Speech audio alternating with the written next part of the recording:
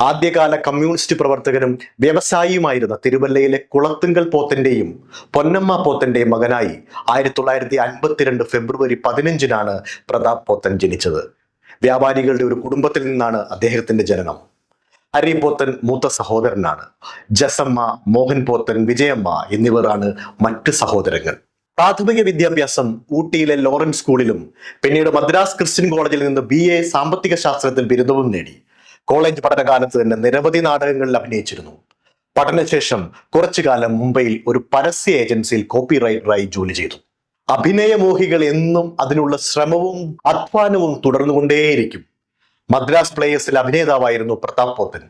ഭരതൻ അദ്ദേഹത്തിന്റെ നാടകാഭിനയം കണ്ടിട്ടുണ്ട്. ഒരു കാലത്ത് സുന്ദരന്മാർ മാത്രം നായകനാകുന്ന രീതിയായിരുന്നു. എന്നാൽ ഭരതന്റെ കാഴ്ചപ്പാട് വ്യത്യസ്തമായിരുന്നു. പതിവ് രീതി തെറ്റിച്ചുകൊണ്ട് ഭരതന്റെ സംവിധാനത്തിൽ ആരവം